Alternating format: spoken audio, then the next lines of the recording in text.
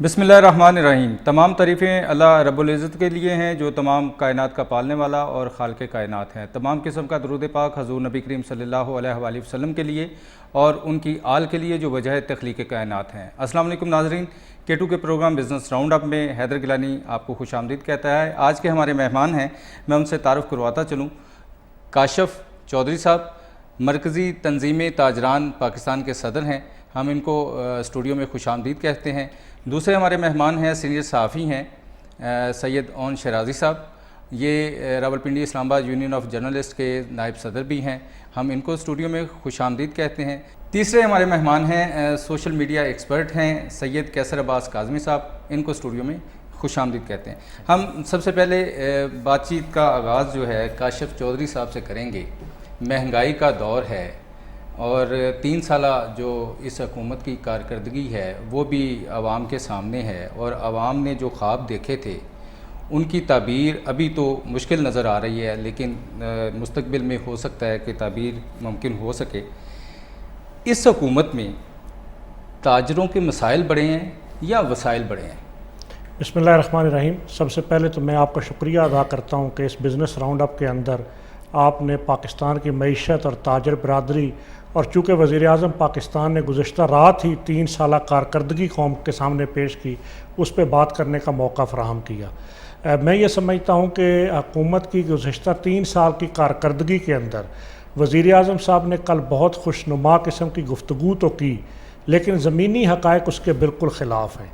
وزیر اعظم صاحب نے اپنی انتخابی مہم کے اندر جو وعدے کیے تھے، جو تبدیلی کے نعرے لگائے تھے، جو مدینہ کی ریاست کو بنانے کی بات کی تھی، جو 1 کروڑ نوکریاں دینے کی، جو 50 لاکھ گھر دینے کے وعدے کیے تھے، میں سمجھتا ہوں کہ زمین کے اوپر اگر اترا جائے تو زمین کے اوپر تو نہ کہیں 50 لاکھ گھر بنے، نہ کہیں نوکریاں ملیں، بلکہ گھروں کو مسمار کرنے کی مہم چلی، لوگوں کو نوکریوں سے فارغ کرنے کی ایک مہم چلی۔ اور اب تو حالت یہ ہے کہ اس وقت گورنمنٹ سیکٹر کے اندر نوکریاں دستیاب نہیں ہیں اور پرائیویٹ سیکٹر اپنا بزنس اور اپنے کاروبار بند کرنے پر مجبور ہے۔ اس وقت ملک کے اندر بڑی تعداد کے اندر کرونا لاک ڈاؤن کی وجہ سے یا حکومت کی معاشی پالیسیوں کی وجہ سے آپ بہت ساری انڈسٹری اور بہت ساری دکانیں بند ہونے کی طرف جا رہی ہیں اور لوگ بے روزگار ہو رہے ہیں۔ خود اسٹیٹ بینک آف پاکستان کی رپورٹ نے یہ بات کہی کہ اتنے ملین لوگ بے روزگار ہو چکے۔ خود حکومت کا جو اسٹیٹکس کا ادارہ ہے وہ یہ بات کہتا ہے کہ ملک کے اندر 19 سے 25% مہنگائی بڑھ گئی۔ تو میں نہیں سمجھتا کہ حکومت اس سارے حالات کے تناظر کے اندر کس طرح اپنی کارکردگی کی بات کرتی ہے اور کس طرح یہ دعویٰ کرتی ہے کہ ہم نے غریب کو روزگار دیا۔ ہاں، حکومت نے یہ کام ضرور کیا ہے کہ غریب کو روزگار دینے کی بجائے لنگر خانے اور دسترخوان کھولے ہیں، اور قوم کو بھکاری بنانے کا، قوم کو منگتا بنانے کا ایک راستہ ضرور اختیار کیا ہے۔ تو میں یہ سمجھتا ہوں کہ 3 سالہ کارکردگی کی بجائے حکومت کو یہ چاہیے تھا کہ اپنے 3 سال کا جائزہ لیتی، اپنی غلطیوں کا ادراک کرتی، اپنی غلطیوں کی اصلاح کی کوشش کرتی، اور مختلف طبقات کے سٹیک ہولڈرز کے ساتھ بیٹھ کر وہ پالیسیاں بناتی کہ جو آنے والے 2 سال کے بعد انتخابات کے اندر پاکستان تحریک انصاف قوم کے سامنے کچھ لے کر جا سکتی۔ اگر اس کارکردگی کے ساتھ تو حکومت اگلے انتخابات کے اندر جائے گی تو میں نہیں سمجھتا کہ قوم کے ووٹوں سے دوبارہ منتخب ہو سکے گی۔ اچھا کاشف چودھری صاحب، گورنمنٹ نے کل بھی وزیر اعظم صاحب نے جو اربوں کا اور خربوں کا اور کروڑوں کے جو پیکج نوجوانوں کے لیے بھی اور عوام کے لیے بھی اناؤنس کیے ہیں، اور انہوں نے کہا جی اتنے پیسے لگ رہے ہیں، وہ پیسے کہاں جاتے ہیں؟ عوام کے پاس نظر نہیں آتے۔ دیکھیے، میں سب سے پہلے یہ آپ نے مہنگائی کی بات کی تھی، تو میں یہ کہتا ہوں کہ اس وقت جو مہنگائی کی لہر ہے حکومت کے لیے سب سے بڑا چیلنج یہ ہے۔ اور مہنگائی کے حوالے سے دوسری بات میں یہ کہنا چاہوں گا کہ عام تاثر یہ پایا جاتا ہے کہ شاید تاجر مہنگائی کا ذمہ دار ہے۔ میں پاکستان کے 80 لاکھ تاجروں کا نمائندہ ہونے کے ناطے بالکل 2 ٹوک طریقے سے یہ بات کہنا چاہتا ہوں کہ پاکستان کا تاجر مہنگائی کا ذمہ دار نہیں ہے۔ مہنگائی کے ذمہ دار وہ مافیاز ہیں جو خود حکمرانوں کی ایوانوں کے اندر بیٹھے ہوئے ہیں۔ آپ دیکھیے کہ چینی مافیا کی بات کر لیں، آٹا مافیا کی بات کر لیں، ادویات مافیا کی بات کر لیں، پیٹرولیم مافیا کی بات کر لیں، یا میں دیگر مافیاز کی بات کرتا چلوں، میں نام نہیں لیتا، کہ وہ سارے مافیاز تو ایوانوں کے اندر موجود ہیں۔ اور ہم اپنے پاکستان کے تاجروں کا نمائندہ ہونے کے ناطے ہمیشہ یہ مطالبہ کیا کہ ادویات مافیا کے خلاف کارروائی کی جائے، لیکن ادویات مافیا کے خلاف کارروائی تو آج تک نہیں ہوئی، اس لیے کہ وہ تو حکمران پارٹی کے اندر موجود ہے، اور ادویات مسلسل مہنگی ہوتی جا رہی ہیں۔ جان بچانے کی ادویات کہ جس کو کھانا انسان کے لیے ضروری ہے، وہ ادویات ایک عام آدمی کی پہنچ سے باہر ہو چکی ہیں۔ اچھا، اسی طریقے سے آپ بات کیجئے چینی کی، چینی کے اوپر حکومت نے تحقیقاتی کمیشن بنایا، حکومت نے بہت سی باتیں کی، لیکن کہاں وہ تحقیقات گئیں؟ آج چینی حکومت پرائس کنٹرول کے نام کے اوپر دکانوں پہ چھاپے مارتی اور کہتی ہے 80 روپے اور 88 روپے کلو چینی بیچو، اور جو ملیں ہیں وہ 100 روپے سے اوپر چینی مہیا کرتی ہیں۔ تو اس لیے یہ سارا ایک مصنوعی ڈرامہ جو ہے وہ رچایا جاتا ہے بنیادی طور پر، جب تک ان مافیاز کو کنٹرول نہیں کیا جائے گا۔ اور دوسری بات یہ کہ ڈیمانڈ اینڈ سپلائی، اگر فرض کریں ایک چیز کی ڈیمانڈ زیادہ ہے اور آپ کو نظر آ رہا ہے کہ وہ فصل کا سیزن نہیں ہے، تو اس کی سپلائی کو مہیا کرنا بھی حکومت کی ذمہ داری ہوتی ہے۔ جب حکومت ڈیمانڈ اور سپلائی کو کنٹرول نہیں کر سکتی، جب حکومت مافیاز کو کنٹرول نہیں کر سکتی، اور پھر جو حکومت کے اپنے دائرہ اختیار کے اندر بجلی اور گیس، آج دیکھ لیجئے اس کی قیمتیں کتنی ہیں، پیٹرولیم مصنوعات کی قیمتوں کو دیکھ لیجئے، ٹیکس پہ ٹیکس حکومت لگاتی چلی جا رہی ہے۔ آپ بات کر رہے تھے تاجروں کی، تو تاجروں کی تو حالت میں نے آپ کو پہلے بتائی کہ ایک بڑی تعداد میں تاجر ہیں جو دکانوں کے کرائے نہیں دے سکتے، جو اپنا اصل زر کھا رہے ہیں، جو اپنے ملازمین کو فارغ کر رہے ہیں۔ اور اس کرونا کے اندر اب بھی IMF نے 2.8 ارب ڈالر حکومت کو دیے، کس مد کے اندر؟ کرونا ریلیف کی مد کے اندر۔ لیکن میں آپ سے بھی یہ پوچھنا چاہوں گا، میں نے آپ سے پوچھا تھا کہ حکومت کروڑوں اربوں اور لاکھوں کے جو پیکیجز کا اعلان کرتی ہے وہ پیسے جاتے ہیں کدھر؟ عوام تک نہیں پہنچتے۔ وہ پیسے عوام پہ لگتے ہوئے تو ہمیں نظر نہیں آتے۔ تاجروں کی دکانوں کو لاک ڈاؤن کیا گیا، اوقات کار کم کیے گئے، ہفتے میں 2 چھٹیاں کی گئی۔ ہم نے مطالبہ کیا کہ آپ کچھ نہ دیجئے تاجروں کو، آپ تاجروں کی اور معیشت کی بحالی کے لیے بلا سود قرضے دے دیجئے۔ ابھی تک وہ قرضے بھی نہیں دیے گئے، ٹھیک ہے؟ تو وہ جو IMF سے، ورلڈ بینک سے، WHO سے پیسہ لیا جاتا ہے، جس کی 1200 ارب روپے سے زائد شاید مختلف مدات کے اندر پیسہ آ چکا ہے، وہ پیسہ قوم کے اوپر تو خرچ ہوتا ہوا نظر نہیں آتا۔ اچھا، وہ پیسہ جو ہے وہ صرف یہ ویکسین یا کرونا مریضوں کو ڈسپرین کی گولی دینے میں اگر وہ پیسہ خرچ ہو گیا تو مجھے نہیں پتا کہ وہ اعداد و شمار، اور عمران خان جو کرپشن فری پاکستان کی بات کرتے ہیں، پھر ان کے وعدے کہاں پر گئے۔ اور اس لیے ہم آج کے پروگرام کی وساطت سے پھر حکومت سے یہ مطالبہ کرتے ہیں کہ پاکستان کی معیشت کی بحالی کے لیے مہنگائی کو کنٹرول کیا جائے، اس لیے کہ جب مہنگائی بڑھتی ہے تو جہاں عوام متاثر ہوتی ہے وہاں تاجر اس سے سب سے زیادہ متاثر ہوتا ہے۔ اس لیے کہ تاجر کو اپنے کاروبار کے لیے اگر وہ 10 لاکھ کی چیز خریدتا ہے تو مہنگائی کے نتیجے میں اس کو 12 لاکھ، یعنی اس کو اپنا سرمایہ بڑھانا پڑتا ہے، اس کی شرح منافع کم ہوتی ہے اور مہنگائی کے نتیجے میں خریداری کم ہو جاتی ہے۔ تو تاجر بھی اس سے متاثر ہوتا ہے، اس لیے حکومت مہنگائی کو بھی کنٹرول کرے۔ اور دوسری بات یہ کہ حکومت اپنی سمت کو درست کرے۔ جب تک سمت درست نہیں ہوگی، جب تک اہل لوگوں کو مختلف وزارتوں میں نہیں بٹھایا جائے گا، اس وقت تک عوام اسی طرح پستے رہیں گے، تاجر شور مچاتے رہیں گے، اور یہی حال چلتا رہے گا۔ جی، ہم آپ سے دوبارہ پوچھیں گے کہ اہل لوگ جو 22 سال جو عمران خان کی اسٹرگل تھی اس میں سے 22 اہل لوگ میرا خیال نہیں سامنے آئے، تو اس کی بھی وجہ پوچھیں گے تو اون شرازی صاحب کی طرف چلتے ہیں، کیونکہ میڈیا بھی ایک انڈسٹری کا روپ دھار چکی ہے اور بہت ہزاروں لاکھوں لوگ جو ہیں وہ میڈیا سے وابستہ ہیں۔ اور اون شرازی صاحب، آپ ہمیں بتائیں کہ جو یہ نیا قانون آ رہا ہے PMDA، کس طرح آزادی صحافت اور ورکر کو متاثر کرے گا؟ 12,000 سے زیادہ لوگ جو ہیں یہ اسلام آباد پنڈی میں اور پنجاب سائڈ پہ ہمارے جو میڈیا ورکر ہیں، صحافی ہیں، وہ بے روزگار آلریڈی ہو چکے ہیں، اور صحافی پہلے بھی اس کی انکم بہت کم ہوتی ہے۔ تو اگر یہ قانون آتا ہے تو اس سے کیا اثرات مرتب ہوں گے؟ سب سے پہلے تو یہ ہے کہ اس پلیٹ فارم سے میں خان صاحب کو ایک میسیج ضرور دوں گا۔ کل ہم موجود تھے وہاں پہ جہاں پہ یہ 3 سالہ کارکردگی پیش کی جا رہی تھی کہ خان صاحب ان بندے گھبرا گئے ہیں، تاجر ہو، جرنلسٹ ہو، یعنی آپ گھبرانے کی اجازت خان صاحب سے مانگ لیں؟ خان صاحب دے رہے تھے، بندے گھبرا گئے ہیں۔ اچھا، اور لوگ اب گھبرانا شروع ہو گئے اور ٹھیک ٹھاک گھبرانا شروع ہو گئے۔ جہاں تک آپ میڈیا ڈیولپمنٹ اتھارٹی کی بات کر رہے ہیں جو بنانے جا رہے ہیں، اور جس کا ایک مجوزہ بل سامنے آیا ہے، وہ ایک اس طرح کا قانون ہے، کالا قانون ہے، جو ڈکٹیٹرشپ کے دور میں بھی اس طرح کا قانون سامنے نہیں آیا۔ آپ کرنے کے تھوڑا سا میں اس کا مختصر سا تعارف بیان کر دوں تاکہ جو دیکھنے والے ہمارے ہیں انہیں سمجھ آ جائے کہ یہ صرف صحافیوں کے لیے کوئی آپ یہ کہیں کہ انہیں زنجیروں میں نہیں جکڑا جا رہا, یہ سول سوسائٹی کو بھی زنجیروں میں جکڑا, یعنی وکلاء ہوں, ڈاکٹر ہو, طالب علم ہو, ہر بندے کو, تاجر ہو, آج کھل کے جس طرح بات کر رہے ہیں تاجر حضرات, یہ بات جب کریں گے تو ٹی وی چینل کیا, سوشل میڈیا کیا, وہ پھر جکڑے جائیں گے. اب اس میں 3-4 چیزیں اہم ہیں. ایک تو سب سے اہم چیز ہے کہ ایک اتھارٹی بنائی جا رہی ہے. پہلے 4 سے 5 اتھارٹی جو تھی, جو سوشل میڈیا کو الگ اتھارٹی کور کرتی تھی, پیمرا جو تھا وہ ٹی وی چینلز کو دیکھتا تھا, مانیٹر کرتا تھا, اخباروں کے لیے ایک علیحدہ سسٹم ہوتا تھا. تو اب وہ پریس کونسل وہ سارا ختم کر کے ایک بنایا جا رہا ہے. 11 اراکین ہوں گے, ایک اس کا چیئرمین ہوگا, اور یہ سارے لوگ جو ہیں یہ صدر مملکت اپائنٹ کریں گے حکومت کے کہنے پہ. اچھا, اب یہ یہاں پہلی بات آ گئی کہ انٹرسٹ آ گیا حکومت کا. اب میڈیا جو ہوتا ہے وہ واچ ڈاگ ہے, اس نے یہ دیکھنا ہے کہ آیا حکومت کوئی کرپشن کر رہی ہے, کوئی سکینڈل ہے, ان کو مانیٹرنگ کرنا ہے. اب جو میڈیا کے اوپر ایک اتھارٹی بٹھائی گئی ہے وہ تو اپائنٹ کریں گے پی ایم صاحب, یعنی نام تو پی ایم صاحب دیں گے اور اپائنٹ کریں گے صدر صاحب.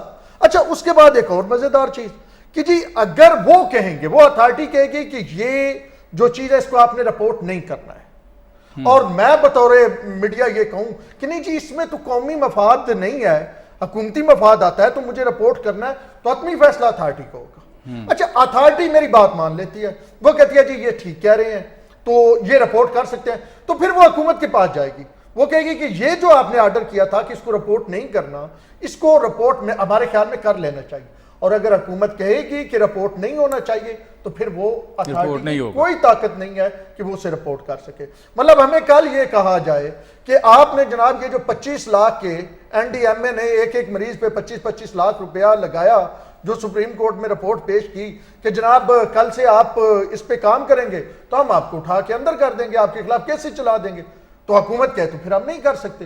تو آپ دیکھیں کہ پھر کوئی بھی حکومت کا کام ہوگا اس پہ ہم جناب خاموش بیٹھیں گے, کیونکہ آرڈر آ گیا ہے وہ چائنا ماڈل, وہ کچھ اور ماڈل جو ہیں. اچھا, پھر ایک اور چیز اس میں کہ آپ اس کی اپیل جو ہے وہ ہائی کورٹ میں نہیں کر سکتے, آپ نے اپیل سپریم کورٹ میں کرنی ہے. اب یہ انٹینشن کے ساتھ ڈیلیبریٹلی کیا گیا ہے. وجہ کیا ہے کہ پتہ ہے کہ صحافی غریب ہے, بہت سارے میجارٹی 98%, مطلب وہ جو میک اپ چہرہ ہے اس کو چھوڑ کے صحافی سپریم کورٹ نہیں جا سکے گا. ہائی کورٹ تو وکلا مفت کیس لڑ دیتے ہیں, کوئی قانونی معاونت حاصل ہو جاتی ہے, تو اس میں پھر سوشل میڈیا کو سب سے زیادہ اسٹرکٹ کیا گیا ہے. یعنی مین سٹریم میڈیا تو آلریڈی مطلب اس پہ تو بڑی قدغنیں تھی نا, ایک مطلب واٹس ایپ, ٹویٹ, اس پہ چیزیں بدل جاتی ہیں.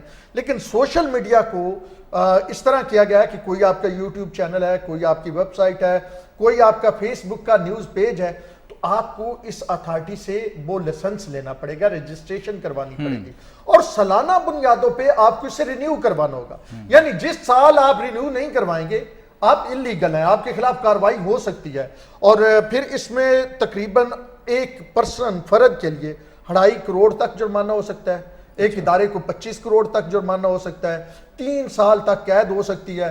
اب مجھے یہ مطلب میں سمجھنے سے قاصر ہوں کہ جو یہ قانون بنا رہے ہیں اور جن مالکان کی لڑائی فواد چودھری صاحب جیسے لوگ لڑ رہے ہیں, اگر ایک شخص جو ہے پہلے بے روزگار ہے, انہیں اپنا یوٹیوب چینل بنائے ہوئے ہے صحافی نے, جس کو آپ نے نوکری سے نکال دیا, 10 سے 12 ہزار بندے آپ نے پچھلے 3 سال میں نکلوائے یا آپ کی پالیسیوں کی وجہ سے نکلے, اور یہ پی ایف یو جے کی جو ہے سٹیٹسٹک ہے, تو وہ کیا آپ کو 2.5 کروڑ دے گا؟ وہ جو یوٹیوب پہ اپنی صحافت کر رہا ہے وہ آپ کو کیا 2.5 کروڑ دے گا؟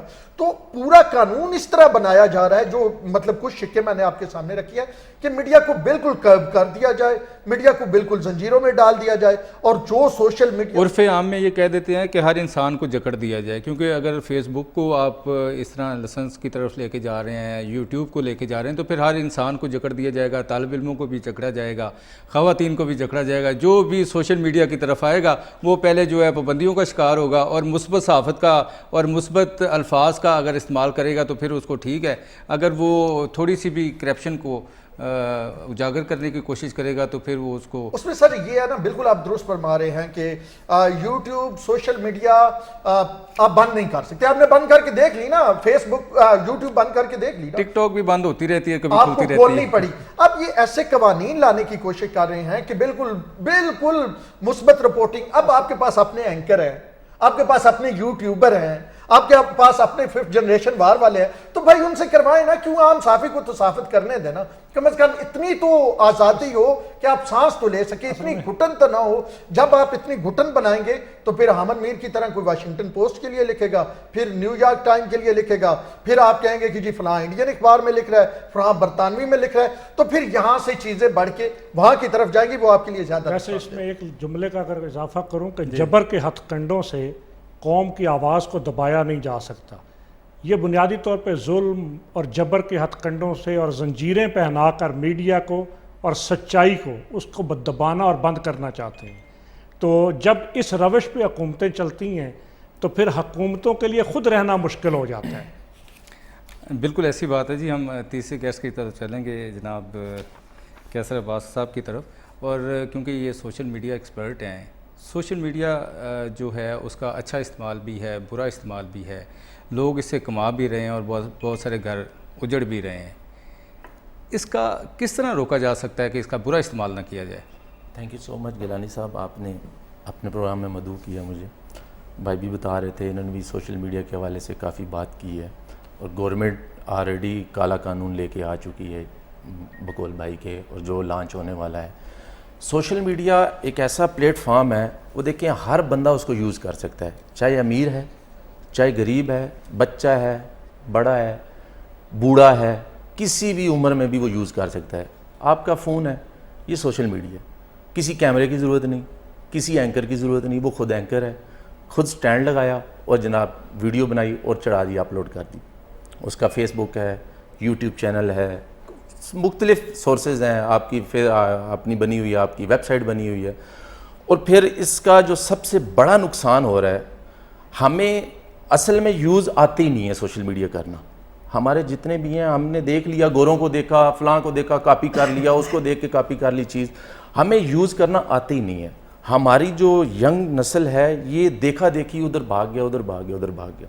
کوئی بھی نہیں صحیح یوز کر رہا. اگر آپ اس کو صحیح معنوں میں یوز کریں گے تو آپ کی حکومت بھی آپ کو سپورٹ کرے گی، سارے سپورٹ کریں گے. اب میں نے آپ کی ویڈیو بنا لی، ویڈیو بنائی، اس کو وائرل کر دی. اب اس کے کتنے پازیٹیو آپ کو افیکٹ ملیں گے، کتنے نیگیٹو ملیں گے، یہ تو کوئی نہیں جانتا. اب اسی طرح لڑکے لڑکی جا رہے ہیں جناب، بائک پہ بیٹھ کے جا رہے ہیں، تو آپ نے ویڈیو پیچھے سے بنا لی. ابھی آپ نے دیکھا جو لاہور میں واقعات ہوئے، لاہور والا واقعہ تو جو ابھی سامنے آ رہا ہے وہ تو بالکل ڈیفرنٹ بات ہے. ہاں، کراچی والا واقعہ کرنے کے وہ رکشے میں خاتون کی ویڈیو کراچی میں نہیں تھی، وہ لاہور کی تھی، وہ مار روڈ کی تھی. وہ جو لڑکا اس نے جمپ لگایا اور اس لڑکی کے ساتھ کیا. پھر اب دیکھیں نا، یہ اس قسم کے وائرل ہو رہی ہیں چیزیں. ہمارا نیگیٹو یوز ہے، ہم لوگوں کا جو مائنڈ ہے وہ ہم نیگیٹو یوز کرتے ہیں سوشل میڈیا کو. اگر آپ پازیٹیو یوز کریں، بھائی کہہ رہا تھا رپورٹنگ کر رہے ہیں، ہم رپورٹنگ کریں نا. کسی نے کہا ہے کہ آپ رپورٹنگ نہ کریں، رپورٹنگ کریں، پازیٹیو کریں. آپ پازیٹیو کیا کریں کہ مہنگائی بڑھ گئی ہے تو سنیں نا سر سنیں. اور وہ جو آپ بات فرما رہے ہیں نا کہ یہ سوشل میڈیا کی وجہ سے تو چیزیں سامنے آ رہی ہیں. پہلے بھی مار روڈ پہ میں نے بھی ایسی 14 اگست منائی ہیں جن میں یہ کام ہوتا تھا، ہم نے دیکھا ہے، لیکن اب سوشل میڈیا کی وجہ سے سامنے آ جاتی ہیں، ایکشن ہو رہا ہے. میں وہی کہہ رہا ہوں نا سر. اب دیکھیں، اس میں ایک لڑکی ہے، اس کی عزت ہے، فار ایگزامپل عزت نفس سے کھیلا جا رہا ہے. اب میرے گھر میں بھی ماں ہے، میرے گھر میں بھی بہن ہے، بیٹی ہے الحمدللہ. تو اگر ہم یہ چیزیں میں خود اپنے اوپر امپلیمنٹ کروں گا، جب یہ چیز سامنے نہیں لے کے آؤں گا. پہلے نہیں تھا یہ معاشرہ، پہلے ہم ٹی وی تک محدود تھے. اب اس فون نے آ کے ہمارا بیڑا گرک کر دیا. ہر بندے کے پاس فون ہے. یہ تو آپ سمجھیں کہ ایٹم بم کی طرح ہر بندے نے بنائی ویڈیو اپلوڈ کر. اصل میں اس کا استعمال سر، سوشل میڈیا کا استعمال جب آپ صحیح کریں گے. ناظرین، پروگرام کا سلسلہ جاری رکھیں گے. ابھی لیتے ہیں ایک بریک، اور بریک کے بعد دوبارہ کیسر عباس کاظمی صاحب کی طرف جائیں گے.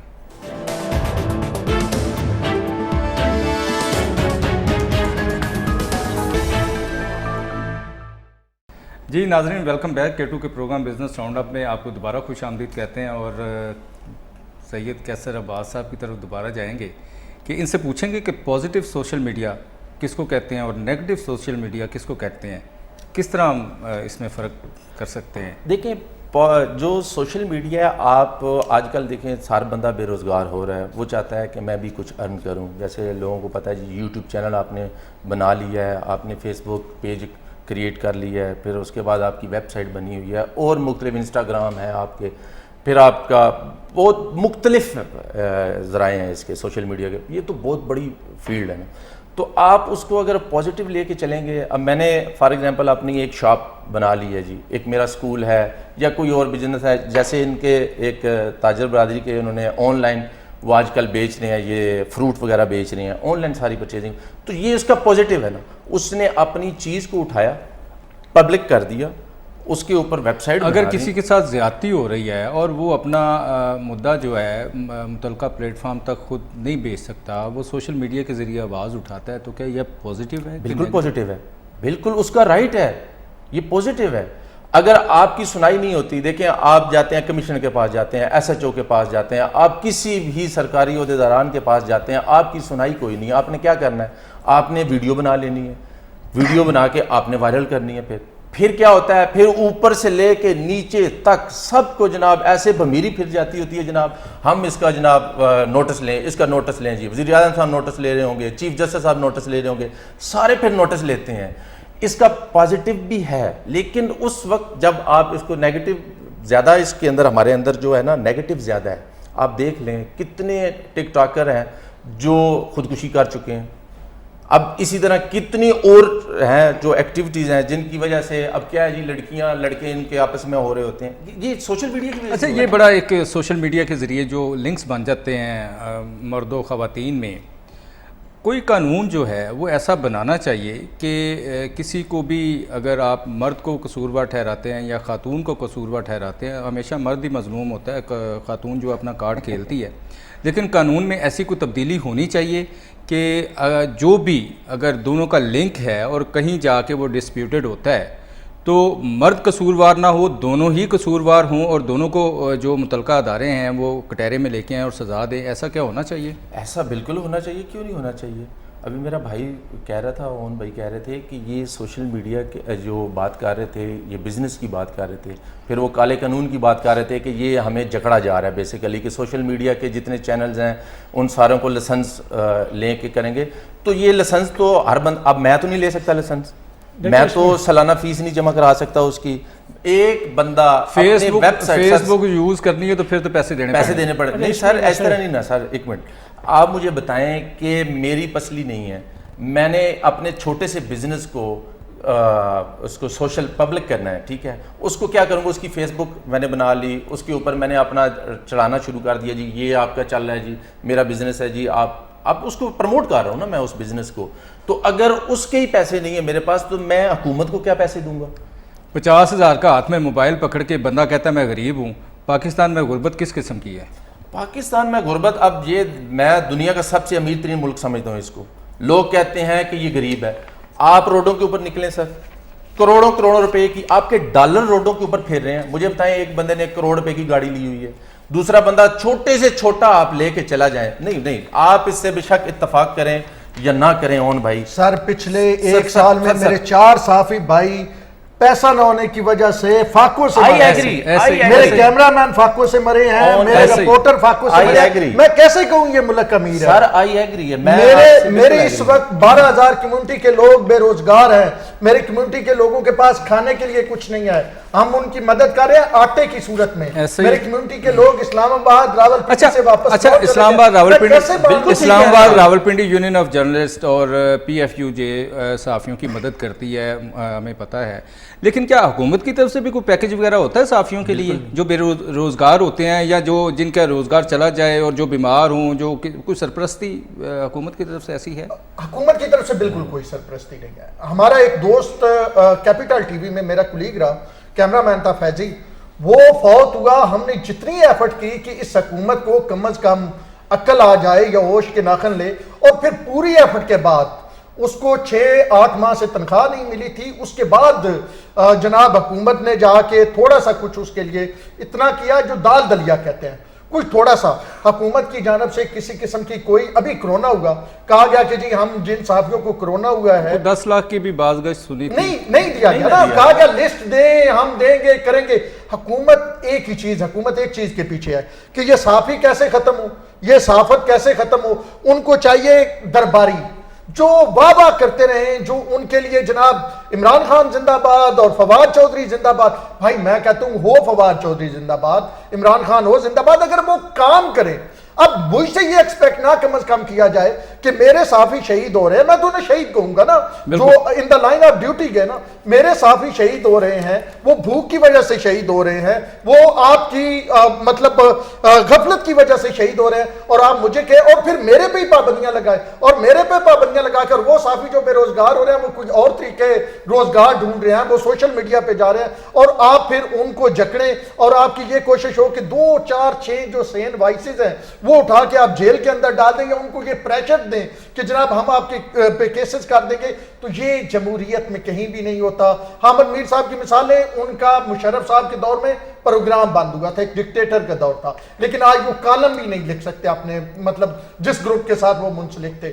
تو آج بطور journalist to be very fair and frank, میرے پہ جو پابندیاں ہیں میں بالکل اس انداز میں رپورٹنگ، اس انداز میں حقائق سامنے نہیں لا سکتا جو میں 4 6 8 10 سال پہلے لا سکتا تھا. اور مجھے انتہائی حبس زدہ ماحول لگ رہا ہے، اور آنے والے دن جو ہیں تکلیف اس بات کی ہے کہ اور سخت ہونے جا رہے ہیں. ہوتا ہے کہ یہ ٹائم گزرے گا تو اچھا ٹائم آئے گا. تو اب جو آنے والے دور ہے جرنلسٹ، یعنی جرنلسٹ کے لیے اچھی کی امید اب دم توڑتی جا رہی ہے. اسی لیے تو ہم پارلیمنٹ کے سامنے جا رہے ہیں، اسی لیے تو جوائنٹ سیشن والے دن جس دن عارف علوی صاحب تقریر کریں گے، ہم وہاں پہ بیٹھے ہوں گے اور ہم اپنا نوا رو رہے ہوں گے، ہم شام غریبہ منا رہے ہوں گے، اور ہم یہ بتا رہے ہوں گے کہ ان کے بھی بچے ہیں، ان کے بچوں نے بھی اسکول جانا ہوتا ہے. جرنلسٹ کے بچے دودھ پیتے ہیں، انہوں نے اس کے بھی پیسے دینے ہوتے ہیں، اس کا بھی کرایہ ہوتا ہے، اس نے بھی گھر کا کرایہ دینا ہوتا ہے، جرنلسٹ نے آفس بھی آنا ہوتا ہے، جرنلسٹ نے روٹی بھی کھانی ہوتی ہے، کہ سچ بولتے رہے، آپ کے سامنے حقائق لاتے رہے، اور ان کو کھانے کی ضرورت نہ پڑے، وہ خوراک کے بغیر چلے. تو جرنلسٹ کو انسان سمجھے. خدارا یہ مدینے کی ریاست کی آپ بات کرتے ہیں، تو مدینے کی ریاست اگر ہے تو پھر وہ جو ریاست کا والی ہے، اگر کتا بھی کسی کنارے مرنے کی بات کی تھی نا، تو پھر کم از کم اتنا کریں کہ ان جیتے جی ہزاروں لوگوں کو مارے نہیں ہیں. میں کاشف چودھری صاحب کی طرف جاؤں گا اور ان سے پوچھوں گا کہ ذخیرہ اندوزی، ناجائز منافع خوری، بڑے الزامات لگتے ہیں تاجروں پہ، اور تاجر کچھ اچھے بھی ہیں اور کچھ برے بھی ہیں، کرتے بھی ہیں، تو اس کو کس طرح روکا جا سکتا ہے؟ دیکھیں، ذخیرہ اندوزی اور ناجائز منافع خوری ہم ہمیشہ اس کی حوصلہ شکنی کرتے ہیں بحیثیت تاجر تنظیم میں، لیکن ذخیرہ اندوزی اور ناجائز منافع خوری، میں نے پہلے بھی آپ کو کچھ بات کی تھی مافیاز کی. ذخیرہ اندوزی اور ناجائز منافع خوری کبھی بھی حکومت اور اداروں کی چھتری کے بغیر ممکن نہیں ہوتی، اور اس کو کنٹرول کرنا حکومت کا کام ہے. میں آپ کے علم میں یہ بات پہلے سے بھی ہوگی کہ اداروں کی سطح پہ پرائس کنٹرول کمیٹیاں بنائی جاتی ہیں. پورے ملک کے اندر کہیں پر بھی پرائس کنٹرول کمیٹیاں فعال نہیں ہیں، کہیں پر بھی وہ پرائس کنٹرول کمیٹیاں حقیقی ریٹ لسٹیں جاری نہیں کرتی. مثلا وفاقی دارالحکومت یا پنڈی کے اندر میں اس رمضان المبارک کی بات کرتا ہوں کہ 70 روپے کلو دودھ کی ریٹ لسٹ جاری کی جاتی ہے، اور جب ہم حکومت سے پوچھتے ہیں میٹنگز کے اندر بیٹھ کر تو وہ کہتے ہیں ہم خود 110 اور 120 روپے کلو دودھ لے رہے ہیں. اور ہم ان کو یہ کہتے ہیں کہ آپ کیوں چاہتے ہیں کہ یوریا والا دودھ، پانی والا دودھ تاجر بیچنے پر مجبور ہوں؟ تو وہ کہتے ہیں نہیں، کچھ تھوڑا سے بینرز لگا دیں، کوئی 5 کلو جو ہے وہ پانی ڈال کے رکھ دیں تاکہ ہم حکومت کے کاغذات کے اندر خانہ پوری کرتے رہیں. تو جب یہ خانہ یعنی حکومت جو مشینری ہے وہ خود ترغیب دیتی ہے آپ کو کہ دودھ میں پانی ملا کے بیچیں. جی، جب 70 روپے کلو پانی ملے گا نا، کہیں مردہ مرغیوں کا گوشت تو نہیں کہتے کہ وہ بھی بیچ دیں آپ. اب جب یہ صورتحال ہوگی تو اس کے اندر کیسے قیمتیں ناجائز منافع خوری یا ذخیرہ اندوزی ختم ہوگی؟ دیکھیں، اس کا سب سے آسان طریقہ یہ ہے کہ حکومت ملک بھر کی تاجر تنظیموں کے ساتھ بیٹھے، لاہے عمل بنائے.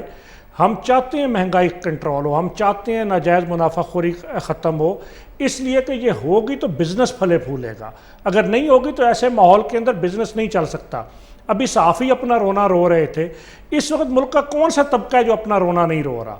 کسان کی بات کریں تو جب آلو کی فصل ہوتی ہے تو وہ پنجاب اسمبلی کے سامنے آلو ٹرکوں کے حساب سے لا کر پھینک رہا ہوتا ہے اس لیے کہ اس کو اس کا ریٹ نہیں مل رہا ہوتا.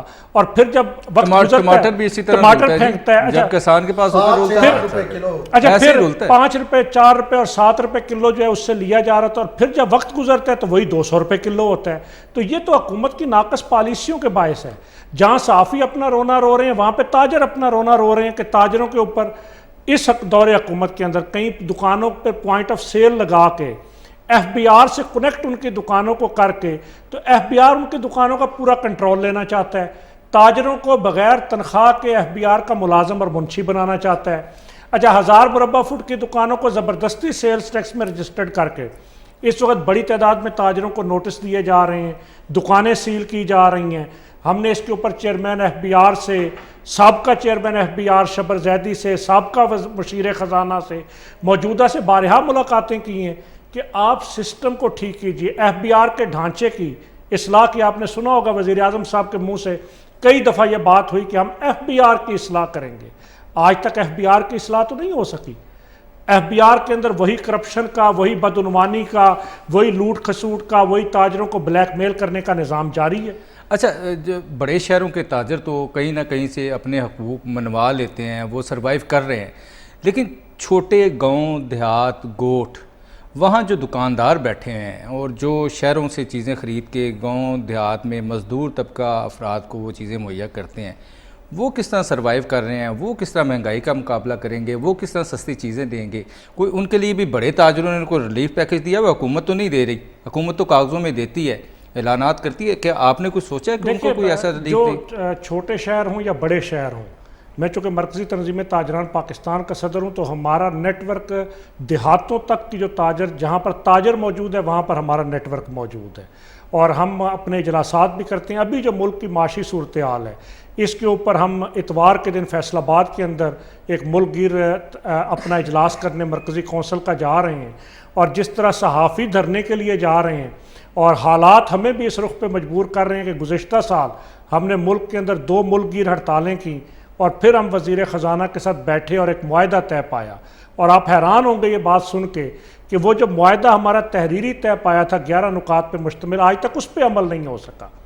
وزیر اعظم ہاؤس کے اندر آپ ریلیف کی بات کرتے تو کیا آپ سمجھتے ہیں کہ جو آج اتوار والے دن کی میٹنگ ہے اس کے بعد بھی کوئی جو معاہدہ ہوگا اس پہ بھی یہ حکومت عمل درآمد کی؟ تو میں آپ کو کہانی اگر سناؤں کہ وزیر اعظم ہاؤس کے اندر میٹنگ میں وزیر اعظم صاحب نے میری گفتگو کے جواب میں یہ بات کہی کہ 2 لاکھ کے اندر میرا گھر کا خرچہ پورا نہیں ہوتا, اور اسی میٹنگ کے اندر انہوں نے یہ کہا کہ ہم 100 سے زائد جو لائسنسز اور چھوٹے ٹیکسز ہیں یہ ختم کرنے جا رہے ہیں, جس کے اندر گاؤں دیہات کی دکانوں میں, شہروں کے اندر بہت سارے میونسپل کمیٹی کے ٹیکسز, بہت سارے لائسنسز تھے, آج تک وہ ختم نہیں ہو سکے. وزیر اعظم کے اعلان کے باوجود اگر مختلف قسم کے لائسنس ختم نہیں ہوتے تو مجھے یہ بتائیے کہ پھر کیسے اس ملک کا نظام درست ہوگا. اور کوارڈینیشن کی صورتحال یہ ہے کہ ہم میٹنگز کرتے ہیں, وزیر اعظم صاحب کے ساتھ میٹنگ میں کچھ طے ہوتا ہے, وزراء کے ساتھ میٹنگ میں کچھ اور طے ہوتا ہے, اور جب ادارے نوٹیفیکیشن کرتے ہیں تو کچھ اور طرح کا نوٹیفیکیشن آ رہا ہوتا ہے. تو جہاں حکومت اور اداروں کے درمیان کوارڈینیشن نہیں ہوگا, جہاں کاسٹ آف ڈوئنگ بزنس کم نہیں کی جائے گی, جہاں پر لوگوں کو فیسیلیٹیٹ نہیں کیا جائے گا, سرمایہ کو تحفظ نہیں دیا جائے گا, تو پھر کیا ہوگا؟ پھر سرمایہ باہر جائے گا. جب سرمایہ کار یہاں محفوظ نہیں ہوگا تو لامحالہ سرمایہ ملک سے باہر جاتا ہے. تو اس لیے ضرورت ہے اس ملک کو اگر اپنے پاؤں پر کھڑا کرنا ہے تو بنیادی ضرورت ہے کہ IMF اور ورلڈ بینک کی غلامی سے جان چھڑائی جائے. مطلب ہمیں حیرت ہوتی ہے. عمران خان صاحب تو وہی یہ جو مہنگائی ہے, جو ٹیکسوں کی بھرمار ہے, وہ یہ چاہتے ہیں کہ عوام سے پیسہ نکال کے IMF سے اور ان جو ادارے ہیں مالیاتی ان سے جان چھڑائی جائے. لیکن یہ جان کب چھوٹے گی؟ نہیں, جان کیسے چھڑانا چاہتے ہیں مجھے تو یہ بات سمجھ نہیں آتی. ابھی دیکھیے نا, ہم میٹنگز کرتے ہیں تو ہمیں یہ کہا جاتا ہے اور آپ پوری قوم کے سامنے ہیں کہ بجلی کی قیمت IMF کی ہدایت پر بڑھتی ہے, کھاد کی قیمت IMF کی ہدایت پر بڑھتی ہے, تاجر پر ٹیکس IMF کی ہدایت پر لگایا جاتا ہے, پوائنٹ آف سیل IMF کی ہدایت.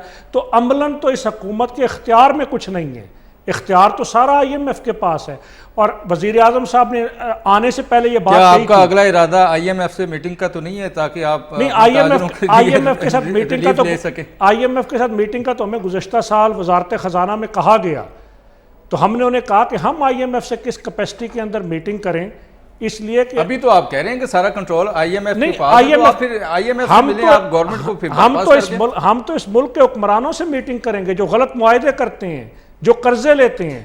عمران خان صاحب تو کہتے ہیں جی غلط معاہدے کر گئے پچھلی حکومتیں, ٹھیک ہے, ابھی تو وہ 3 سال میں جو معاہدے وہ پچھلی حکومتوں کا بتاتے ہیں کہ ساری کرپشن ادھر ہوئی ہے, ادھر تو سارے جو ہیں وہ دور کے 3 سالہ دور کے اندر جو قرضوں کا مجموعی حجم بڑھا ہے وہ پاکستان کے پچھلے ادوار سے زیادہ ہے.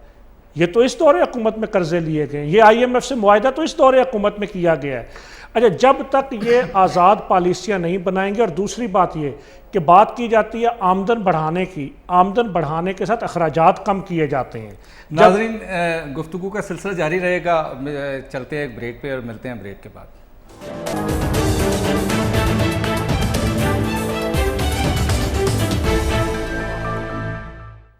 ویلکم بیک K2 کے اسٹوڈیو بزنس راؤنڈ اپ میں آپ کو خوش آمدید کہتا ہوں پروگرام میں, اور ہمارے ساتھ کاشف چودھری صاحب موجود ہیں, اور کاشف چودھری صاحب سے بات کریں گے کہ جو مہنگائی کی بات ہو رہی تھی, جو ذخیرہ اندوزی کی بات ہو رہی تھی, اس پہ کریں کہ کس طرح ذخیرہ اندوزی سے بچا جا سکتا ہے, کس طرح مہنگائی سے ہم عوام کو ریلیف تاجر برادری دے سکتی ہے, کیونکہ ساری باتیں اگر سرکار پہ چھوڑیں گے تو سرکار تو اپنا کام کر رہی ہے, آپ کس طرح کر سکتے ہیں؟ پاکستان کے 60 لاکھ چھوٹے تاجروں کا نمائندہ ہوں, شٹر پاور تاجروں کا نمائندہ.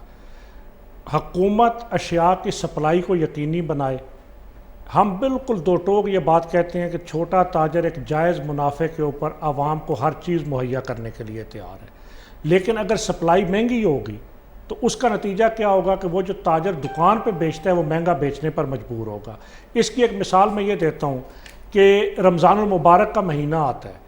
رمضان المبارک کے مہینے کے اندر اس سے پہلے رمضان سے متعلقہ اشیاء کی ذخیرہ اندوزی شروع ہوتی ہے. کون کرتا ہے؟ اور اس کو پھر مہنگے داموں پہ بیچا جاتا ہے.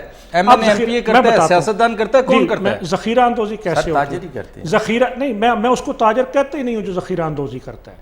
ذخیرہ اندوزی ہمیشہ مافیاز کرتے ہیں, بڑے بڑے مافیاز اس کے اندر ہیں. اور ذخیرہ اندوزی کیلے تو بڑا مافیا جو ہے وہ نہیں کرے گا, انگور تو نہیں کرے گا, سیب نہیں کرے گا, کھجور نہیں کرے گا. رمضان میں تو یہ آڑتی کو کیا کہیں گے؟ اچھا, میں انگور اور سیب کی بات کرتا ہوں. آڑتی کو کیا کہیں گے؟ انگور اور سیب اور کیلے کی جب ہم بات کرتے ہیں نا, دیکھیں سپلائی کو یقینی بنانا حکومت کی ذمہ داری ہے. اگر کیلا اس کی پیداوار پاکستان میں کم ہے تو اس کی سپلائی کو کہاں سے یقینی بنایا جائے گا, یہ حکومت کا کام ہے. اچھا, چینی اگر ملک کے اندر کم ہے تو چینی کو کب ملک کے اندر امپورٹ کتنا کرنا ہے, یہ حکومت کی ذمہ داری ہے. اور دوسرا, ذخیرہ اندوزوں کو کنٹرول کرنا, ان پر چھاپے مارنا, یہ حکومت کی ذمہ داری ہے. اگر تاجر اس کے اندر رکاوٹ بنے تو تاجروں کو ذمہ دار ٹھہرایا جائے. اچھا, دوسری بات یہ ہے کہ ذخیرہ مہنگائی کیسے ہوتی ہے, یہ کسی نے اگر 4 بوریاں رکھ لی تو اس سے مہنگائی نہیں ہوتی. حکومت کرتی کیا ہے, دکانوں پہ چھاپے مارتی ہے جس کے پاس 4 بوری چینی یا تھوڑا سا سامان موجود ہوتا ہے. جہاں پر لاکھوں ٹن سٹاک کیا جاتا ہے وہاں چھاپے نہیں مارے جاتے, اس لیے کہ لاکھوں ٹن سٹاک کرنے والے وہ تو خود ان کے سپانسر ہیں. آپ کسی ایسی جگہ کو جانتے ہیں تو نشاندہی کریں ہمارے پروگرام کے ذریعے. بہت سارے میں ابھی جو بات سن رہا ہوں نا, میں بیٹھا تو صحافیوں کے مسائل بتانے کے لیے, لیکن لگ یوں رہا ہے کہ اس ملک کے تاجر جو ہیں وہ بڑے کوئی فرشتہ صفت ہیں. انہوں نے کبھی جناب کوئی 2 نمبری نہیں کی, ان کے خلاف ہی سارے اقدامات ہوتے ہیں.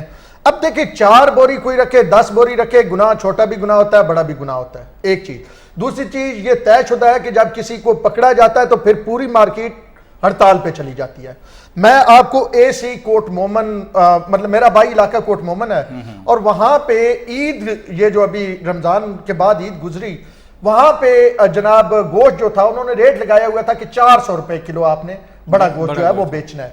اب جناب وہاں پہ وہ 500, 550 روپے کلو خود میں نے لیا, اور میں نے AC صاحب سے بات کی. میں نے کہا, انہوں نے چھاپے مارے, 2-3 چھاپے مارے, اور پھر میں نے کہا کہ اس بندے پہ ابھی قصاب پہ چھاپا نہیں آپ نے مارا جس نے مجھے زیادہ ریٹ دیا تھا, اور کہا سارے ہڑتال پہ چلے جائیں گے, ہمیں یہ بھی ساتھ دیکھنا پڑتا ہے.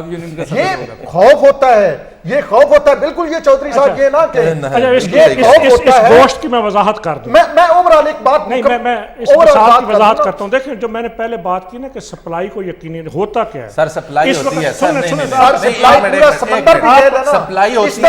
میں اس کا آپ میری مجھ سے بھی سنیں نا. میں گوشت والے کے پاس اس گوشت والے کے پاس اس گوشت کے علاوہ جو اس نے ذبح کیا ہوا تھا مزید بھی پڑا ہوا تھا. اچھا میں اس کی لیکن وہ کیا کر رہا تھا وہ وہاں پہ یہ مانا نہیں وہ گوشت کا پتہ کیا کرتے ہیں میں بتاتا ہوں کرتے وہ اس طرح میں بتاتا ہوں سر گوشت کا کرتے اس طرح ساڑھے پکو کہتے ہیں جی گورنمنٹ کا ریٹ ہے 400 روپیہ اس میں ہم آپ کو چربی بھی دیں گے اس میں ہم آپ کو چھچڑے بھی دیں گے. سر ایک پانی ملانے کی اگر کہتے ہیں تو گوشت میں بھی تو ملایا اس میں چھچڑے بھی ڈالیں گے اس میں چربی بھی ڈالیں گے ہڈی بھی زیادہ ڈالیں گے. آپ نے لینا لے لیں اگر 550 والا لینا ہے تو اس میں چربی بھی کم ہوگی ہڈی بھی کم دیکھیں نا میں نے جو پہلے بات کی کہ گورنمنٹ غیر حقیقی ریٹ لسٹیں جاری کرتی ہے.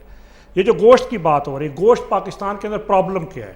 پاکستان ایک زرعی ملک ہے پاکستان ایک ڈیری والا ملک ہے لیکن حکومت کی پالیسیوں کی وجہ سے آپ پڑوسی ملک کے بارڈر کے اوپر کبھی بیٹھ جائیے ایک دن کے اندر سینکڑوں جانوروں سے بھرے ہوئے ٹرک یہاں سے وہاں جا رہے ہیں. ہم نے حکومت کے ساتھ ایک دفعہ نہیں کتنی دفعہ یہ بات کی کہ یہ جو جانوروں کی یہاں سے سمگلنگ ہے اس پہ پابندی لگائی جائے لیکن حکومت نے پابندی نہیں لگائی. انہی کے بارڈر سے جاتے ہیں انہی کی چیک پوسٹوں سے گزر کے جاتے ہیں. اس کا نتیجہ کیا کہ ملک کے اندر اس وقت گوشت اور یہ شارٹ فال مزید بڑھے گا اگلے دنوں کے اندر. اچھا اوپر سے ظلم کیا ہوتا ہے کہ میٹنگز کے اندر بیٹھ کے گوشت کا ریٹ طے کیا. ہم نے کتنی دفعہ چیف سیکرٹریز کو اور مختلف اضلاع کے ڈپٹی کمشنرز کو یہ کہا ہے کہ آپ گوشت کی اس ریٹ کے اوپر سپلائی دے دیں تاجر 10% رکھ کے یا 20% رکھ کے اس کو بیچنے کے لیے تیار ہے. دیکھیں سپلائی نہیں ہوگی تو اس کا نتیجہ کیا ہوگا. ٹھیک ہے پھر وہ کہتے کیا ہیں. میں کتنی میٹنگز کی آپ کو نشاندہی کر سکتا ہوں جہاں پہ حکومتی ذمہ داران نے یہ کہا ریٹ یہی رہنے دیں لاغر جانور کا گوشت بیچیں بکری بیچیں لیکن بس یہ ریٹ ایک جو ہے نا جی اس کو چلنے دیں. اس طرح سے ان رویوں سے درستگی نہیں ہو سکتی. دیکھیں گورنمنٹ ہم جب وزراء کے پاس جاتے ہیں ان کو کہتے ہیں سمگلنگ کس نے روکنی ہے. جانور کو باہر بھیجنے سے روکنا کس نے ہے. سمگلر کون ہے ویسے. سمگلر تو ان کی اپنی صفوں میں کہیں زندہ باد اور مرد آباد دونوں بینچوں میں یعنی ہم ہمارے تاجروں کی صفوں میں نہیں ہے سیاستدانوں کی صفوں میں سمگلر ہوتا ہے. مہنگائی کا جو ذمہ دار ہے نا وہ سب سے بڑا ذمہ دار تاجر ہے. یہ میرے ساتھ بیٹھے ہیں چودھری صاحب کہہ رہے ہیں کہ جی ایف بی آر نے یہ کر دیا. اسلام آباد کی ایک بڑی فوڈ چین ہے ایک بڑے نام اچھا خاصا نام ہے. ان ایف بی آر والے آ کے بیٹھے ایک ہفتے کے لیے انہوں نے اپنی پروڈکشن جو ہے 50 دیگوں پہ کر دی 300-350 سے اور جب ایف بی آر والے ایک ہفتہ بعد گئے پھر انہوں نے 350 پہ کر دی. تو چودھری صاحب آپ بیٹھے ہیں آپ اس کیس کو ٹیسٹ کیس بنائیں. بات اب کیا طے کرتے ہیں یا تو ایک چیز طے کرتے ہیں آپ ٹیسٹ کیس بنائیں جائیں آپ دیکھیں میں آپ کے ساتھ جاؤں گا میں آپ کو بتاتا ہوں جب یہ سارا طے ہو جائے گا پھر ٹی وی پہ لے آئیں گے نام پھر لیں گے. آپ جائیں آپ دیکھیں کہ کیا تاجر اس طرح ٹیکس چوری نہیں کر رہا. اگر تاجر ٹیکس چوری کر رہا ہے تو پھر کم از کم گربان میں اس فوڈ چین نے. چوہدری صاحب ایک منٹ جی جی آپ حکومت کو بلیم کر رہے ہوتے ہیں عمران خان کو بلیم کر رہے ہیں. میں عمران خان کا سپورٹر نہیں ہوں میں کسی کا سپورٹر نہیں میں خود اپنا خود سپورٹر. ہم پاکستان نہیں ہیں. آپ نیشن ہو کے سوچیں نا جب ہم ٹیکس نہیں دیں گے سب سے بڑے چور بھائی جان ماچس پہ ٹیکس دے رہے ہیں پینسل پہ ٹیکس دے رہے ہیں پیٹرول پہ ٹیکس دے رہے ہیں سر ایک منٹ جیلانی بات کر رہے ہیں اور کتنے ٹیکس لگا رہے ہیں آپ ایک منٹ سر میری بات کمپلیٹ کرنے دیں سر. بچے کی پیدائش سے لے کر کفن تک ہر چیز پہ ٹیکس. کفن پہ ٹیکس ہے جی کہاں ٹیکس قبر پہ ٹیکس ہے. سر میری بات تو سن لینا کیوں ٹیکس دے رہے ہیں ہم. جب ہم ٹیکس فائلر نہیں بنیں گے تو گورنمنٹ مجبور ہوگی وہ چیزوں کے اوپر ٹیکس لگانے کے لیے. جب آپ انڈائریکٹ ٹیکس کر دیں گے تو ڈائریکٹ کون دے گا. میں آپ کا انڈائریکٹ ٹیکس آپ ایک چائے کی سر بالکل آپ کی چائے لینے جاتے ہیں 170 روپے کی چائے 50 روپے ٹیکس ہے 220. میں یہ سوال کرنا چاہوں گا آپ سے ایک سوال کرنا چاہوں گا. 1300 ممبران قومی اسمبلی سینٹ اور صوبائی اسمبلی ہیں وہ کتنا ٹیکس دیتی ہیں ذرا ان کے گوشوارے. خان صاحب کا ٹیکس دے رہے ہیں پوری قوم 2 لاکھ روپے ٹیکس دیا ہوا ہے. چوہدری صاحب میں یہی تو بات کر رہا ہوں کہ جب میں اپنے ملک کے ساتھ مخلص نہیں ہوں گا تو کون ہوگا اس ملک کو کون سنوارے گا. ہم جب کون کا جواب میں دیتا ہوں. ہم حکومت کو بارہا سن لینا ہم حکومت کو بارہا یہ کہتے ہیں کہ ٹیکس نیٹ کو بڑھائیں. سر وہ کیسے بڑھائیں ٹیکس نیٹ نہیں بڑھاتی. ہم نے حکومت کو یہ کہا کہ ملک کے اندر جتنے بجلی کے کمرشل میٹر ہیں ان سب کو ٹیکس نیٹ میں لائیں. آج سے نہیں पिछले 5 साल से हम पीट रहे हैं, हुकूमत उनको टैक्स नेट में नहीं लाती। अच्छा, हमने हुकूमत को, मैं आपकी इत्तला के लिए, गुज़िश्ता साल हमने 6000 ताजर नुमाइंदे पूरे मुल्क के अंदर FBR को दिए कि ये टैक्स नेट में इजाफे के लिए हर जगह आपके साथ तावन करेंगे। एक इजलास सिर्फ मरकज़ के अंदर इस्लामाबाद में हुआ, उसके बाद उन 6000 वॉलंटियर ताजरों ने दिए, FBR ने मीटिंग तक किसी डिस्ट्रिक्ट के अंदर नहीं की। तो जब हुकूमत खुद संजीदा नहीं है, 7 FBR चेयरमैन आप बदलेंगे, 4 वजीर खजाना बदलेंगे, सेक्रेटरियों की तादाद ही कोई नहीं, तो फिर किस तरह काम हो सकेगा? पॉलिसी, हुकूमत को एक यूनिफॉर्म किस्म की पॉलिसी बनानी चाहिए तमाम स्टेक होल्डर को। यहाँ पे ट्विटर पे हुकूमत चाह रही है, कई बार ऐसे हुआ है कि खान साहब ने ट्वीट कर दिया, जैसे चौधरी साहब को मालूम होगा कि गैस के हवाले से जो गैस थी फैसलाबाद में और बिजली के जो टैरिफ उन्होंने कम किए, और उन्होंने ट्वीट कर दिया और नोटिफिकेशन नहीं निकला, और जब जनाब बिल दोबारा दबा के आए और लोग अपनी फैक्ट्रियां बंद करने पे मजबूर हुए, तो यहाँ ये समझा जाता है कि अगर ट्विटर पे हुकूमत आ सकती है, फेसबुक के जरिए हुकूमत आ सकती है जनाब, तो फिर इसका मतलब है हुकूमत चल भी, तो ये ट्विटर पे हुकूमत चल रही है। ट्विटर से थोड़ा बाहर बेसिकली सोशल मीडिया हुकूमत है, आप देखें सोशल मीडिया हुकूमत नहीं है सर। सोशल मीडिया जहाँ पे इंफॉर्मेशन है, मिस इंफॉर्मेशन भी है। अवाम में जाएं, जैसे ये कह रहे हैं कि 1 साल में 1 मीटिंग की, आप अपना चेयरमैन FBR एक ले आते हैं, फिर बदलते हैं, दूसरा ले आते हैं। अभी वो मेरे ख्याल में उसने पूरी बिल्डिंग नहीं FBR के अंदर से देखी होती है, आप बदल देते हैं। तो कम अज कम आप एक यूनिफॉर्म किस्म की पॉलिसी लाएं और कुछ चीज़ों को तय करें, और ये तय करें कि ये चीज़ें जो हैं, ये पॉलिसी अगले 4-5 साल चलेगी। पहले ये कहा जाता था गिलानी साहब कि मुल्क का वजीर खजाना बोल रहा हो ना तो खामोशी से सुनो, ये तय शुदा था मईशत में कि वजीर खजाना बोल रहा है। अब ये कहा जाता है कि अब ये बोल रहा है, PM साहब कुछ और बोलेंगे, हमाद अजहर साहब कुछ और बोलेंगे, कोई और आके और बोलेगा, और ट्वीट और आएगा और नोटिफिकेशन और आएगा, तो फिर इन चीज़ों का फायदा। अच्छा, ये सारी बातें तो हो रही हैं, लेकिन मैं जो सहाफ़ियों की बेरोज़गारी है, मीडिया पॉलिसी भी है जो अभी कदगन भी लग रही है, मज़ीद बेरोज़गारी का खदशा है, तो सहाफ़ी सोशल मीडिया से भी कमा रहे थे, तो अब कितने और बेरोज़गार होंगे बेचारे जो यूट्यूब के ज़रिए कमा रहे थे, जो ब्लॉग करके कमा रहे थे, अब क्या सिलसिला होगा? इमरान खान साहब को ना एक एंकर की इनकम बताई गई यूट्यूब से, और खान साहब ने क्या क्या लगाया, और उन्होंने कहा कि फिर तो मैं भी यूट्यूब चैनल बना ली। मुझे लगता है कि खान साहब बात दिल पे लेके हैं। इतनी इनकम नहीं होती है कि 2-4 एंकर्स की होती है जिनके पीछे पूरी एक फॉलोइंग खड़ी होती है, कोई मखसूस उनको मतलब जो मुख्तलिफ पार्टी की सोशल मीडिया सेल होते हैं ना, वो उनको प्रमोट कर रहे होते हैं। इसमें कोई शक नहीं कि बहुत सारे लातादार, मेरे समेत लातादार सहाफ़ी जो हैं वो यूट्यूब पे गए हैं, और यूट्यूब एक सोर्स ऑफ अर्निंग भी है, सोर्स ऑफ इंफॉर्मेशन भी है। और अब बात थोड़ी खुल के कितना मंथली कमा लेते हैं? वैसे ये डिफरेंट होता है, व्यूज पे आता है, 1000 व्यूज पे $1 मिलता है, फॉरनर व्यूज हो तो उसका थोड़ा सा और मतलब कम व्यूज पे $1 मिलना शुरू हो जाता है। तो पहले आपने मोनिटाइजेशन करनी होती है, उनके कुछ मतलब आपने रूल फॉलो, आपने कॉपीराइट नहीं करना होता, वो तमाम चीजें अपनी जगह होती हैं। लेकिन मेरे ख्याल में अब ये पैसे का इशू नहीं है, हुकूमत को ये खौफ आ गया है कि अब आप देखें ना, मेन स्ट्रीम में तलत हुसैन आपने मीडिया से बैन किए, उन्होंने अपना यूट्यूब चैनल बना लिया। मतीउल्लाह जान आपने मीडिया से बैन किए, उन्होंने यूट्यूब चैनल बना। इसी तरह जो एंकर वो ज्यादा लीथल होता जा रहा है, वो ज्यादा खुल के, पहले तो एक देखिए चैनल की पॉलिसी होती है, आप उससे आगे बात नहीं कर सकते, आपके पास इंफॉर्मेशन होती है। मैं भी अपने चैनल पे एक मखसूस हद तक बात कर सकता हूं, लेकिन जब आप बैठे होते हैं यूट्यूब पे तो फिर वो आपकी क्रेडिबिलिटी होती है, आप अपनी क्रेडिबिलिटी को नजर में रखते हुए फिर इंफॉर्मेशन देते हैं, और फिर आपके फॉलोअर्स वो सुनते हैं, वो देखते हैं। और खान साहब खसूसी तौर पे यूट्यूब को मॉनिटर करते हैं, खान साहब को भी वीलॉग्स भेजे जाते हैं, लेकिन खान साहब को बहुत सारे दरबारियों के वीलॉग्स भेजे जाते हैं। तो मैं ये कहता हूं कि जितने दरबारी चलते पे उतने दूसरे साहब भी थोड़ा जा मौका दे दो, सानू भी हमने साफत करनी है। अगर देखें सहाफ़ियों पे सेंसर पॉलिसी चैनल्स पे है, अखबारात पे है, तो क्या वजह है कि यूट्यूब पे और फेसबुक पे ना आए? उस पे भी तो होनी चाहिए। अगर मालिक होते हैं, देखिए आज़ादी सहाफ़त तो कुछ हद तक है, कुछ हद तक अगर ये जो मालिक होते हैं, यूट्यूब इनकी मलकियत होती, फेसबुक इनकी मलकियत होती, तो ये तो बैन कर देते कि इन लोगों की तो बन ही नहीं यूट्यूब पे अकाउंट। एक वैसे बात करना चाहूँगा कि हुकूमत को खुद भी और कौम को भी अखलाकियात की तरबियत देनी चाहिए। ये जो बात आप कर रहे हैं कि सोशल मीडिया का गलत इस्तेमाल, तो ये जो गलत इस्तेमाल का रुझान है ये तो खुद हुकूमत ने डाला है। ये जो हुकूमत ने हुकूमत चलाते हुए गाली गलोच का कल्चर, لوگوں کے گھروں تک پہنچنے کا کلچر، لوگوں کی بہن بیٹیوں کی عزت اچھالنے کا کلچر خود حکومتی وزراء نے دیا ہے، تو پھر قوم بھی یہی سیکھتی ہے۔ تو میں سب سے پہلے تو یہ سمجھتا ہوں کہ اگر عمران خان کچھ کرنا چاہتے ہیں تو اپنے وزراء کی زبانوں کو تہذیب دے دیں، اپنی حکومت کی زبانیں کنٹرول کر دیں تو قوم بھی تہذیب سیکھ جائے گی۔ دوسری بات یہ ہے کہ یہ جو سوشل میڈیا کے ہم کہتے ہیں غلط استعمال، اس کے اندر بنیادی طور پہ قوم کی تعلیم و تربیت کی ضرورت ہے۔ جب تک اب وہ نہیں کریں گے، سوشل میڈیا کے مثبت پہلو زیادہ ہیں، منفی پہلو کم ہیں۔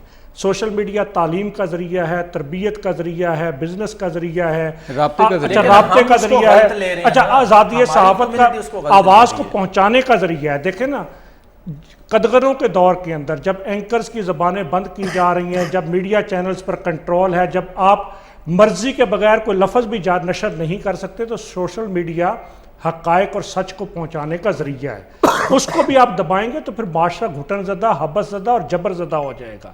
نہ اس کو دبایا جا سکتا ہے، نہ اس کو دبانے کی آواز کو قوم سپورٹ کرے گی۔ دوسری بات جو آپ نے ایک پہلے کہی تھی کہ دیکھیں جب کوئی واقعہ خدا نخواستہ ہوتا ہے اور سوشل میڈیا کے ذریعے وہ آ جاتا ہے، وہ واقعات کس طرح کے ہوتے ہیں؟ ان واقعات کے اندر اگر دیکھا جائے تو میں دو باتیں کہنا چاہوں گا کہ جہاں پر اسلام مرد کو نیچے نگاہیں نیچے رکھنے کا حکم دیتا ہے، وہاں عورت کو بھی حیا کا حکم دیتا ہے۔ ناظرین، پروگرام بزنس راؤنڈ اپ میں اگلے ہفتے دوبارہ ملاقات ہوگی، لیکن جانے سے پہلے میں ایک بات کر دوں کہ تمام تر ذمہ داری حکومت وقت کی یا گزشتہ حکومت کی نہیں ہوتی، ہماری بھی ذمہ داریاں ہیں۔ ہمیں اپنے کردار پر بھی توجہ دینی چاہیے، ہمیں کچھ ایسا کرنا چاہیے کہ اجتماعی طور پہ اگر ہم بہتری نہیں لا سکتے تو انفرادی طور پہ بہتری لائیں، تاکہ ہم پاکستانی بھی اچھے ثابت ہو سکے اور پاکستانیت بھی ہمارے بیچ میں بہتر طور پہ ابھرے۔ اجازت دیجیے، حیدر گیلانی کو، تمام مہمانوں کا بہت بہت شکریہ۔ اگلے ہفتے دوبارہ ملاقات ہوگی۔ اللہ نگہبان۔